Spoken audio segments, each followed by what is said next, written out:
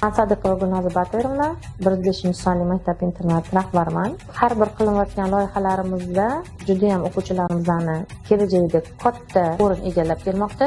Shunday loyihalardan biri Ijtimoiy himoya milliy agentligi Toshkent shahar boshqarmasi hamda Hunarmandlar uyushmasi yordamida yo'lga qo'yildi. Hunarmandlar uyushmasi a'zosi Manopova Nilufar o'zlarining mahoratlarini yuqori sinf o'quvchi qizlarimizga o'rgatib kelmoqdalar.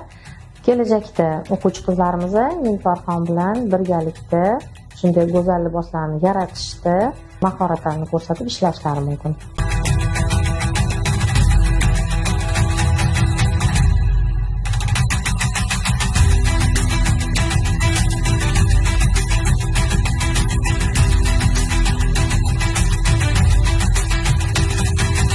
Men Manopova Nilufar Xonum brend asoschisiman. 23 yillik tajribaga ega ustoz hunarmand bo'laman.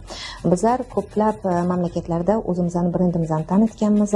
Shu ommada biz aytishimiz mumkinki, hozirgi paytda biz xalqaro dizayner toifasiga chiqib oldik. Hozirda bizning mahsulotlarimizni Yevropada ko'plab Fransiya va Italiya butiklarida talab qilinyapti va biz bu mahsulotlarimizni yetkazib beryapmiz. Hozirgi paytda biz 105-maxsus internat maktabi bilan birgalikda imkoniyati cheklangan bolalarimizga ham hunar o'rgatyapmiz. Men juda ham bolajonlarni yaxshi ko'raman. Imkoniyati cheklangan bo'lishiga qaramasdan hozirgi bu bolalarimiz hamma narsani bittada ilib olishyapti va ularning qobiliyatiga qoyil qolmasdan iloji yo'q. Bu bolajonlarimiz bilan kelajakda xorijiy davlatlarga eksport qilishni mo'ljallab turibmiz va hamkorlikda ish boshlamoqchimiz.